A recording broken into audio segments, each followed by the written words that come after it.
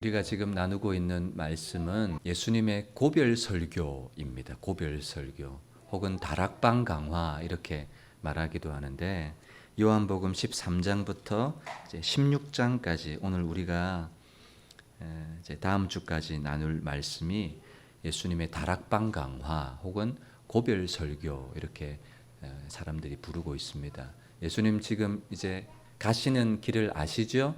문맥을 여러분 이제 아시리라고 생각합니다. 예수님은 곧 십자가에 못 박혀 죽으시는 상황, 그리고 제자들은 이제 낙심하고 근심하고 있는 상황에서 성령을 보내주겠다, 이런 위로와 격려의 말씀을 하고 계십니다. 오늘 본문에 나오는 말 중에 참 많이 나오는 단어가 조금 있으면이라는 말입니다. 조금 있으면 너희가 나를 보지 못할 것인데 조금 있으면 또 너희가 나를 볼 거다. 조금 있으면 너희는 슬퍼하고 애통하겠지만, 그리고 세상은 기뻐하겠지만 또 조금 있으면 너희는 큰 기쁨을 가지게 될 것이다 라고 말씀합니다. 여러분, 이 조금 있으면이 무슨 말인지 아시죠? 네. 조금 있으면 예수님은 어디 가십니까? 십자가의 죽음을 죽고 죽으시는. 그래서 이제 여기 20절에 보면 너희는 곡하고 애통하겠으나, 이 장례식장에서 쓰는 표현이거든요. 제자들은 예수님의 죽음을 보고 애통하고 곡하고 슬퍼합니다. 그러나 조금 있으면, 또 조금 있으면이 뭡니까? 예수님은 십자가에 죽으시지만 사흘 만에 부활하시는 그 부활, 그리고 승천하신 이후에 또 무엇을 보내주세요? 성령을 보내주시는, 계속해서 우리가 보고 있는 문맥이 성령께서 오시면, 그래서 3주 동안에 걸쳐서 제목이요, 성령의 사역과 역할, 어떤 성령님이 오시면 어떤 사역을 하시고 어떤 일을 하시는가를 제자들에게 말씀해주고 있습니다. 세상 사람들은 예수님의 십자가의 죽음과 부활, 그건 아무런 의미도 없어요. 그것이 어떤 것을 우리에게 가져다 주는지 아무런 감격을 가지지 못합니다. 그러나 그리스도인들에게 십자가는 감격이고 구원의 근거이고 우리를 하나님 나라로 들어가게 하는 생명의 근거라는 사실을 알기 때문에 어떤 사람에게 있어서는 십자가는 미련한 것이고, 그죠? 어리석은 것이지만 하나님의 아들을 믿는 사람들에게는 하나님의 능력이고 하나님의 지혜이기 때문에 십자가를 바라보며 감격하고 감사하고 이 땅을 살아갈 수 있는 힘과 용기를 얻게 되는 것이죠. 그래서 조금 있으면 세상은 기뻐해요. 왜요? 유대인들은 예수님을 어떻게든 십자가에 못 박아 버리려고 하기 때문에 예수님을 죽였다는 사실 때문에 만족해 하는 거예요. 그러나 제자들은요, 슬퍼하고 애통해야 합니다.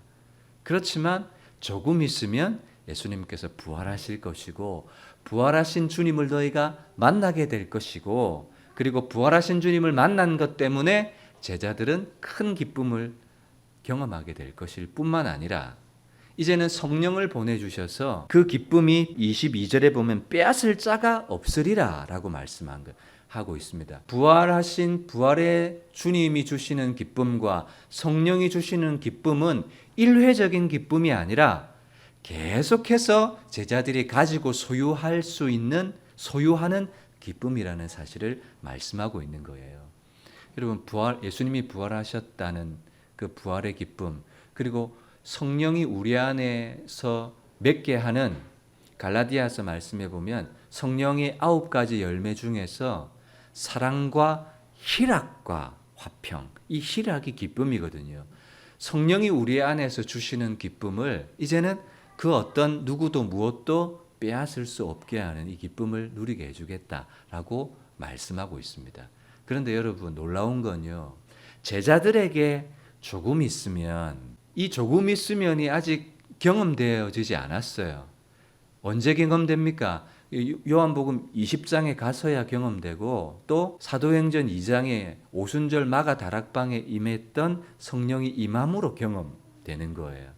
그래서 지금 조금 있으면 이 말을 제자들이 듣고 있을 때는 1차 독자의 입장에서는 이 조금 있으면이 무슨 말인지 알아들을 수가 없는 거예요. 근데 우리는 어떤 시대를 살고 있습니까?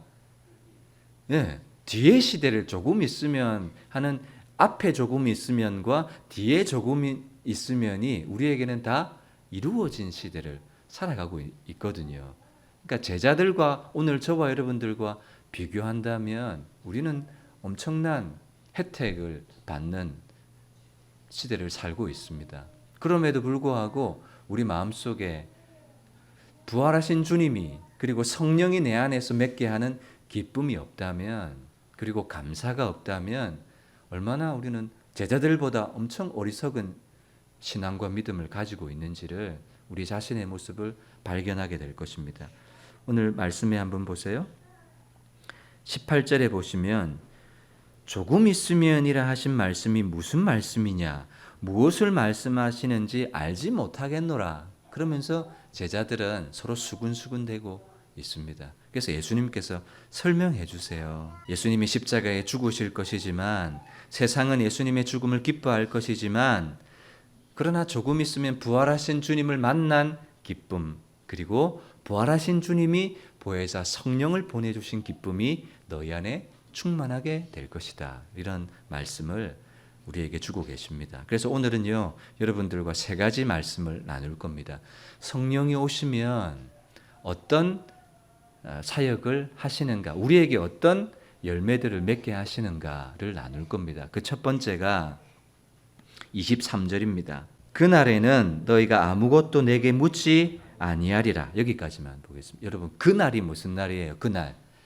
조금 있음, 뒤에 조금 있으면으로 주어진 그날이에요. 그래서 그날은 예수님께서 부활하시고 약속하신 성령이 너희에게 임하는 그날이 되면, 이 말이에요. 그러면 뭘 안 한다고요? 아무것도 안 물을 거래요. 아무것도 내게 묻지 아니하리라. 예수님께 묻지 않게 된다는 거예요. 왜요? 예수님께 묻지 않는다는 거예요? 이제는 보혜사 성령이 우리 안에 계시기 때문에 물을 필요가 없는 거예요. 왜요? 성령이 오셔서, 여러분, 제가 이때까지 설교했습니다. 성령이 오셔서 하실 사역이 무엇이었습니까? 보혜사, 곧 아버지께서 내 이름으로 보내실 성령, 그가 너희에게 모든 것을 가르치고 내가 너희에게 말한 모든 것을 생각나게 하리라. 그러니까 이제는 뭐 할 필요가 없어요. 예수님, 이게 뭐예요? 이게 뭐예요? 이렇게 물을 필요가 없다는 거예요. 왜냐하면 성령께서 가르쳐 주시고 생각나게 해주시고, 아, 이런 의미구나, 이런 뜻이구나라는 것을 성령께서 제자들에게 가르쳐 주실 것이기 때문에 예수님에게 물을 필요가 없는 거예요. 여러분, 지난주 설교 죄에 대해서, 의에 대해서, 심판에 대해서 제자들이 알 수 있었습니까? 없었습니까? 제자들은 몰라요. 그러나 성령이 오셔서 죄에 대해서, 죄는 예수님 믿지 않는 게 죄야. 의는 자기의 의를 추구하는 것, 그 거짓된 의고, 그 의로는 하나님 앞에 설 수 없고 오직 십자가의 의를 가지고서야 하나님 앞에 설 수 있다. 그걸 성령께서 가르쳐 주시는 거예요. 그래서 제자들은 예수님, 죄가 뭐예요? 물을 필요가 없는 거예요. 여러분들도 신앙생활 하시면서 이거 성령께서 내 안에 주시는 음성이구나, 성령께서 주시는 마음의 감동이구나, 여러분 그거 느끼실 때가 있으시죠? 그렇다는 거예요. 그래서 제자들은 이제 더 이상 묻지 않는다는 거예요. 진리 가운데로 인도하신다는. 그는 진리의 영이라. 우리를 모든 진리 가운데로 인도하시는 영이시기 때문에 제자들은 더 이상 예수님께 묻지 않게 된다라는 거죠. 그런데요, 똑같은 말씀이 전해집니다. 똑같은 메시지가 전해져요. 그런데 어떤 사람들은 그 말씀을 받고 깨닫고 감격하고 그 말씀을 자기 것으로 삼는 사람이 있습니다. 그런데 어떤 사람들은요, 똑같은 설교를 듣는데도 무슨 말인지 이해를 못하는 사람도 있고, 마음의 감동도 전혀 가지지 못하는 사람들도 있고. 왜 그럴까요? 똑같은 말씀과 똑같은 메시지를 듣는데 어떤 사람에게는 그것이 아멘이 되고 믿음의 자원이 되는데, 어떤 사람에게는 그것이 전혀 믿음이 되지 않는다는 거예요. 그 왜 그래요? 성령이 없기 때문에 그런 거예요. 성령이 아니하고는 예수님을 믿을 수 없어요. 성령이 아니하고는 말씀을 깨달을 수가 없어요. 그래서 여러분, 반드시 말씀을 들을 때는요, 목사도 그렇게 기도합니다. 성령님이 말씀을 증거할 수 있도록 저는 나팔이 되고 성령님이 말씀을 전해주세요. 그리고 성도들을 위해서는 성령님, 성도들이 잘 깨달을 수 있도록, 이해할 수 있도록, 그리고 삶에 순종할 수 있도록 성령님 도와주세요. 이렇게 기도하는 거예요. 그리고 여러분들도 목사를 위해서 어떻게 기도합니까? 하나님, 목사님 설교 잘하게 해주세요가 아니라 성령님, 목사님을 도구로 사용하셔서 하나님의 말씀을 전하게 해주세요. 이렇게 기도하는 것이고, 또 함께 예배드리는 지체들을 위해서도 모든 성도들이 성령으로 들을 귀를 허락해 주옵소서. 여러분, 들을 귀, 보는 눈, 깨닫는 마음은 누가 주세요? 여러분들이 신앙생활 5년하고 10년하고 공부를 얼마만큼 했느냐에 따라서 듣고 보고 깨닫는 것이 아니라 하나님의 말씀을 듣고 보고 깨닫는 것은 성령이 아니고서는 전혀 할 수가 없는 거예요. 조금 있으면 세상과 제자들은 전혀 다른 혜택을 받게 됩니다. 세상은 예수님의 십자가의 죽음과 부활을 전혀 알지 못해요. 그리고 오히려 하나님 앞에 저주를 받아서 죽은 죽음이라고 생각하지만 제자들은 조금 있으면 부활의 주님을 만나게 될 것이고 부활하신 주님이 주시는 성령으로 말미암아 마음에 큰 기쁨을 얻게 되는 것이죠. 여러분, 실제로 예수님이 십자가에 못 박혀 죽으셨을 때 제자들은 어땠습니까? 다 도망가고 다 흩어져 버렸어요. 그리고 예수님이 장사되었을 때 제자들은요, 유대인들을 두려워해서 문을 닫고 숨었습니다. 요한복음 20장 19절에 말씀해 보시면 제자들이 유대인들을 두려워하여 모인 곳에 문을 닫고 숨었습니다. 근데 예수님께서 그 가운데 오셔서 말씀하세요. 이 찾아오신 예수님은 어떤 주님이세요? 부활하신 주님이세요. 조금 있으면 내가 너희에게 큰 기쁨을 주리라 하신 그 말씀을 그대로 지금 제자들에게 나타내 보여주시는 거예요. 너희에게 평강이 있을지어다 두려워하지 마라 라고 말씀하시면서 손과 옆구리를 보이시니까 제자들은 두려움이 변하여 무엇을 경험합니까? 큰 기쁨을 경험하게 되는 거예요. 오늘 본문의 말씀이 조금 있으면 뒤에 찾아보니까 그대로 제자들에게 이루어지게 되는 것이죠. 여러분, 그리고 엠마오 마을로 내려가던 두 제자는 어떻습니까? 이제는 예수님 죽었다, 끝났다, 우리 마을로 돌아가자. 낙심한 마음을 가지고 엠마오 마을로 내려가요. 그런데 그 도상에 예수님께서 오셔서 말씀해 주시고 함께 식사하시고 그들에게 눈을 뜨게 해주시고 열어주시니까 야, 우리가 부활의 주님을 만났구나. 다시 어디로 갑니까? 길을 돌려서 예루살렘으로 돌아가는. 그러니까 그 엠마오 마을로 내려가는 제자의 마음이나 유대인들을 두려워해서 문을 닫고 있었던 제자들의 마음이나 똑같은 거예요. 두려워하고 낙심하고 끝났다는 이 절망. 그러나 이 절망을 기쁨으로 변화시켜 주시는 예수님의 모습을 볼 수가 있습니다. 오순절 사건 이후에 마가 다락방에서 성령을 경험한 사도들도 마찬가지입니다. 사도행전 5장의 말씀에 보면 사도들이요, 예수님의 이름을 전했습니다. 예수님께서 십자가를 지시고 부활하셨다라는 것을 부활의 증인으로서 사역을 했어요. 그랬더니 어떤 일을 당하게 되었는가 하면 이 복음을 전한다는 이유 때문에 잡아서 채찍질하고 예수님의 이름으로 말하는 것을 금했습니다. 그랬더니 사도들은 그 이름을 위하여 능욕받는 일에 합당한 자로 여기심을 기뻐하면서 공회 앞을 떠나가요. 매를 맞았습니다. 핍박을 받았습니다. 그런데 제자들의 마음속에는 야, 이거 우리 당연하다. 이것이 우리의 기쁨이다. 이건 누가 주시는 거야? 부활하신 이후에 성령께서 사도들 마음에 주시는 기쁨인 거예요. 여러분, 이 땅을 살아가는 저와 여러분들 마음속에 기쁨의 이유, 여러분들 행복하세요?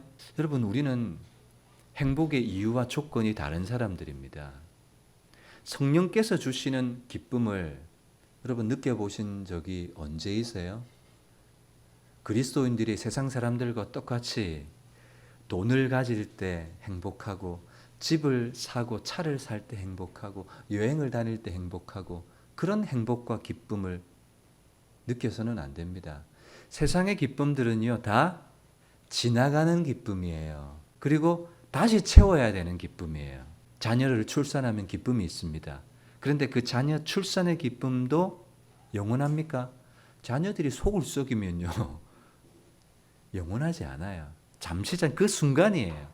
여러분 결혼을 하니까 기뻐요. 그 기쁨이 날마다 주어집니까? 아니에요. 그 부부 사이가 깨어지거나 또 갈라서게 되면 결혼은 고통이 돼요. 제가 전도사 시절에 동기 전도사가 결혼을 하게 되었는데 전도사들 중에서 결혼을 이미 한 사람들이 그에게 축하 메시지를 영상으로 전했어요. 근데 결혼한 전도사들이 어떤 메시지를 전했냐? 결혼? 아휴, 이런 메시지를 전했어요. 아니, 전도사들이 그런 메시지를 전했다고요. 그러니까 다 지나가는 기쁨이에요. 차를 사고 여행을 하고 맛있는 것을 먹는 것의 기쁨도 마찬가지. 얼마나 기뻐요. 근데 먹고 나면 끝이에요. 다시 우리는 그것을 추구하기 위해서 맛집을 찾아가요.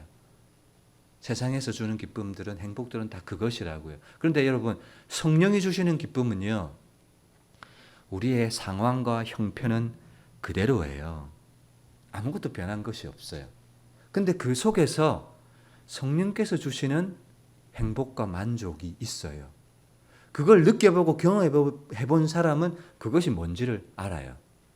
근데 그것이 뭔지를 모르는 사람은 끊임없이 세상의 기쁨과 만족을 찾아서 하이에나처럼 세상을 향해서 두리번거리게 되는 거예요. 먹어도요, 여행을 해도요, 자녀를 낳고 차를 사고 집을 사도요, 잠시 잠깐이에요. 영원하지 않아요. 근데 성령께서 제자들에게 주시는 기쁨은 달라요. 여러분, 우리의 상황은 그대로입니다. 이 시대 코로나19로 여러분들의 치열한 삶의 현장 가운데 여러분들의 결핍은 그대로예요. 근데요, 여러분 결핍이 채워진다고 해서 행복하던가요? 행복하지 않습니다. 결핍이 채워져도 행복하지 않습니다. 다시 말합니다.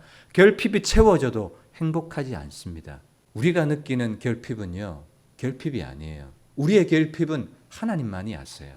성령께서 우리에게 오시면 이제는 묻지 않게 됩니다. 왜냐하면 무엇이 기쁨인지 무엇이 행복인지 죄가 뭐고 의가 뭐고 만족이 뭔지를 알게 돼요. 사도 바울이 내가 세상에서 자랑하던 모든 것을 배설물로 여겼다라고 얘기합니다. 그리고 이 땅을 살아가는 일체의 비결을 배웠다고 해요. 부요하면 부요한 대로, 궁핍하면 궁핍한 대로, 가난하면 가난한 대로 모든 형편에 처할 줄 아는 일체의 비결을 배웠다고 해요. 이것이 성령이 주시는 기쁨입니다. 기쁨 가운데도 행복할 수 있고 가난 가운데도 행복할 수 있어야 돼요. 건강 가운데는 모든 사람이 행복합니다. 그러면 병들었어요.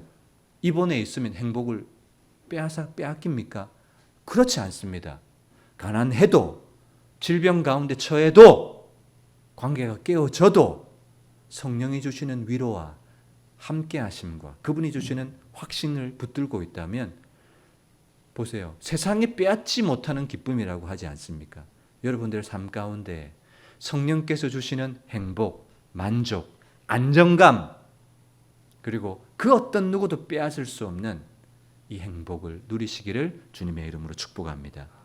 그리고 세 번째 24절 지금까지는 너희가 내 이름으로 아무것도 구하지 아니하였으나 구하라 그리하면 받으리니 너희 기쁨이 충만하니라. 이제 예수님은 가세요. 그리고 성령이 오실 것을 계속해서 말씀합니다. 여러분 성령이 우리 안에 오시게 되면 이제 어떤 제자들의 모습이 생기는가 하면 제자들은 이제 기도하게 돼요. 묻지 않고 예수님의 이름으로 무엇이든지 기도하는 삶을 살게 됩니다. 그런데 말씀해 보니까 무엇이든지 구하는 것을 받으리라 이렇게 말씀합니다. 여러분 여기 무엇이든지는 내가 필요한 것, 육신의 세상의 것을 포함하는 무엇이든지가 아니에요. 여기 무엇이든지는 진리 안에서 무엇이든지입니다. 성령 안에서 무엇이든지이고 하나님의 뜻과 말씀 안에서 무엇이든지이지 내 결핍, 내 필요 그걸 무엇이든지 안에 포함시켜서는 안 됩니다. 자녀들이 칼을 가지고 놀아요. 엄마 아빠 무엇이든지 다 준다면서요. 그 무엇이든지가 아니라고요. 성령 안에서, 말씀 안에서. 그래서 진리의 성령이 오시면 우리를 어디 가운데로 인도하신대요? 진리 가운데로 인도하신대잖아요. 그 진리라는 것은요, 하나님의 뜻이고요, 하나님의 말씀이에요. 그래서 하나님의 뜻과 말씀 안에서 성령이 오셔서 그것을 기도하게 하신다고요. 그러니까 그 무엇이든지 말씀과 성령 안에서, 진리 안에서 기도하는 그것은 하나님이 다 응답해 주시겠다는 것이에요. 그런데 무엇이든지 다 구하면 다 들어주겠다, 그런 의미가 아닌 것이죠. 성령님은요, 기도와 간구의 영이 있어요. 기도하게 하시는 영이 있어요. 그래서 성령님의 은혜를, 성령의 임재를 경험한 사람은 반드시 기도하게 되어 있습니다. 내 삶에 기도가 사라졌다, 성령의 임재가 사라졌다는 것과 똑같아요. 왜냐하면 성령은 기도와 간구의 영이기 때문이에요. 성령이 내 안에 있는 사람은 호흡을 하게 되어 있다고요. 기도하라 해서 기도하는 것이 아니라 진리의 성령이 오시면 그 사람은 기도하는 삶을 살게 되어 있다고요. 많은 사람들이 착각하는 것 중에 하나가, 기도는 내가 원하는 것을 하나님 앞에 요청해서 얻는 것이라고 생각합니다. 그건 착각입니다. 하나님의 뜻 안에서, 진리 안에서, 말씀 안에서 성령이 기도하게 하시는 거예요. 근데 성령이 없이 기도하는 사람은 뭐만 기도합니까? 먹을 것, 입을 것, 마실 것, 세상의 필요와 나의 결핍만을 기도하게 합니다. 근데 성령이 마음속에 임재해 있는 사람은 내 결핍이 궁극적인 나의 결핍이라고 생각하지 않습니다. 여러분, 사람들은요, 나의 육적인 욕망을 나의 결핍이라고 생각합니다. 나의 육적인 필요를 나의 결핍이라고 생각합니다. 그래서 나의 육신의 결핍이 채워지면, 그것이 메워지면 나는 행복할 수 있을 거야, 나는 만족할 거야, 나는 괜찮아질 거야 라고 생각하지만, 여러분, 내가 느끼는 결핍은 결핍이 아닙니다. 내 결핍은 누가 아신다고 했습니까? 성령이 오시면 진리 가운데 딱, 진리 안으로 딱 잡아놓고 너의 결핍은 이거야 라고 가르쳐 주셔서 하나님의 뜻 안에서 기도하게 하시는 거예요. 근데 우리는 성령 밖에 있으면 우리의 결핍은 뭐밖에 없어요? 돈밖에 없어요. 우리의 결핍은 뭐밖에 없어요? 환경이 바뀌는 것밖에 없어요. 우리의 결핍은 대박 나면 괜찮아질 거라고 생각해요.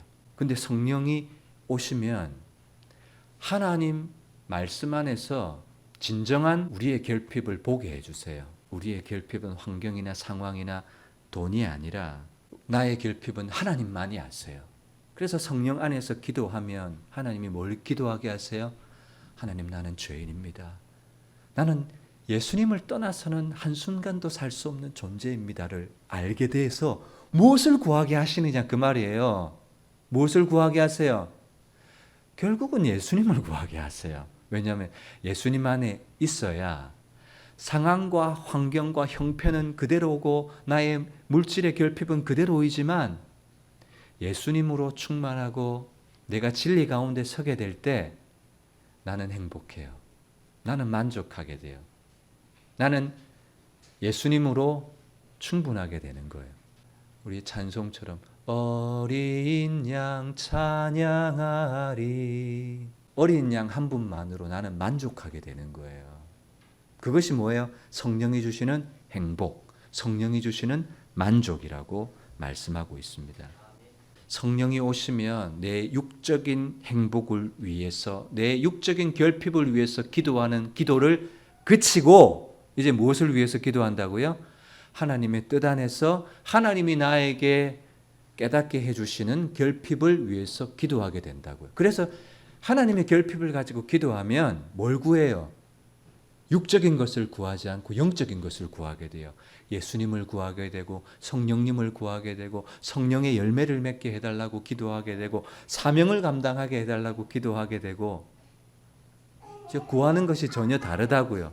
요한복음 14장 12절 13절 내가 진실로 진실로 너에게 이르노니 나를 믿는 자는 내가 하는 일을 그도 할 것이요 또한 그보다 큰 일도 하리니 이는 내가 아버지께로 감이라. 자, 보십시오. 예수님은 내가 한 일보다 더 큰 일을 할 것이다 라고 하시면서 내가 아버지께로 간다라고 말씀하세요. 아버지께로 간다는 말, 십자가에 죽으신다는 말이에요. 예수님이 십자가에 죽으신다는 것과 우리가 예수님보다 더 큰 일을 한다는 것이 무슨 상관이 있어요? 예수님께서 십자가에 죽으시고 약속하신 성령을 보내주셔야 우리가 예수님보다 더 큰 일을 하게 된다는 거예요. 예수님께서 보내주신 성령으로 기도할 때 우리는 더 큰 일을 감당하게 됩니다. 성령이 우리 안에 오시는 것이 핵심인 거예요. 성령이 우리 안에 오신 사람은 더 이상 무엇인가를 묻지 않아요. 제가 설교를 준비하는데요. 예전에는 성령 충만하지 않을 때는 뭘 참고할까요? 신학자들의 주석책을 참고해요. 열심히 책을 봐요. 근데 성령이 내 안에 충만하면 책들은 사라져요. 성령이 깨닫게 해주시는 감동이 있어요. 그 진리가 있어요. 성령이 내 안에 있으면 환경 때문에 일희일비하지 않게 돼요. 여러분들이 이 기쁨을 누리시기를 주님의 이름으로 축복합니다. 여러분들 속에 성령이 계시면 내 육체의 결핍이 궁극적인 결핍이라고 착각하지 않게 됩니다. 그 결핍은 채워져도 또다시 채워야 되고요. 그 채워진 것을 고수하기 위해서 또 안식을 빼앗기게 돼요. 돈을 가지면 행복할 것 같지만 그렇지 않습니다. 더 채우고자 하고요. 더 마음이 강팍해지게 돼요. 아굴의 잠언을 기억하세요? 나로 부하지도 않게 하시고 가난하지도 않게 해주신 것을 감사했습니다. 내 마음이 가난하면 끊임없이 세상의 것을 추구할 거 아닙니까? 내가 부유하면 교만해질 거 아니에요. 자신을 아는 거예요. 자신을 아는 거. 그래서 지금 있는 상황, 형편을 나를 아시는 하나님께서 최고의 형편으로 주셨다라고 만족하고 감사하게 돼요. 그 행복과 기쁨, 성령 안에서 누리는 기쁨이라고 말씀하고 있습니다. 그래서 여러분, 우리 뭘 해야 됩니까? 우리는 이미 조금 있으면이 현재가 된 사람들이 우리입니다. 여러분, 성령을 구하시고 여러분, 다른 결핍이 아니라 성령이 우리 안에서 결핍인 거예요. 술 취하지 말라, 이런 방탕한 것이 오직 성령의 충만함을 받으라 한 이유가 바로 그것입니다. 성령이 오시면 저와 여러분들을 어디로 인도하세요? 진리 가운데로 인도하실 겁니다. 그리고 세상의 어떤 것과도 바꿀 수 없는, 빼앗을 수 없는 기쁨 가운데로 우리를 인도할 것입니다. 그리고 세상의 결핍을 위해서 기도하지 않게 하고 하나님의 결핍을 깨닫고 말씀 안에서 성령의 뜻 안에서 기도하게 하실 것입니다. 오늘 이 시간 저와 여러분들이 그 성령님을 구하는 은혜가 있으시기를 주님의 이름으로 축복합니다. 이 시간 우리 들었던 말씀 가지고 한번 기도하겠습니다. 성령님은 우리를 진리 가운데로 인도하시기를 원하세요. 그리고 성령이 주시는 행복과 기쁨을 누리기를 원하세요. 근데 여러분은 한 주간은 어떠셨습니까? 그리고 지금은 어떠세요? 행복하세요? 결핍 가운데 계세요? 목말라서 수가성 우물가 여인처럼 남편을 찾고 돈을 찾고 환경의 변화를 찾고 있지 않습니까? 저는 이제 개척한 지 2년 차를 맞고 있습니다. 어떤 결핍이 있을까요? 물질의 결핍 있습니다. 성도들에 대한 결핍 있습니다. 여러분, 그게 목사의 궁극적인 결핍 맞습니까? 아니잖아요. 근데 끊임없이 우리 마음속에 여러분, 지식과 믿음은 별개인 것 같아요. 그런 지식을 알고 있어요. 그런데요, 그것이 내 삶의 기쁨과 행복이 되지 못하는 때가 많아요. 왜 그렇습니까? 날마다 십자가에 못 박지 않아서 그래요. 날마다 육신의 정욕과 안목의 정욕과 이생의 자랑을 십자가에 못 박아버려야 돼요. 여러분 속에 결핍이 있다면 그거 못 박아버리세요. 그리고 예수님으로 채우시고 성령님으로 채우세요. 그리고 영적인 기쁨과 행복을 한번 누리시고 경험하시기를 위해서 오늘 기도했으면 좋겠습니다.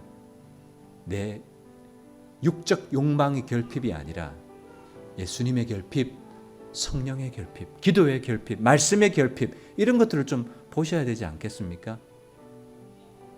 근데 기도하지 않고 말씀도 영적인 교제 이거 없이 끊임없이 세상의 결핍만 추구한다면 우리는 계속해서 세상의 것을 채워야 돼요. 오늘 놀러 갔어요? 맛있는 거 먹었어요? 여행 갔어요? 뭘 샀어요? 그러면요, 일주일 지나면 또 해야 돼요. 또 사야 되고. 근데 성령님이 오시면 지금 현재 이 모습으로도 나는 행복하고 감사하고, 그런 삶이 되도록, 그런 교회가 되도록, 그런 여러분의 생업과 가정의 현장이 되도록 하나님 앞에 이 시간 기도했으면 좋겠습니다. 기도하겠습니다. 하나님 아버지,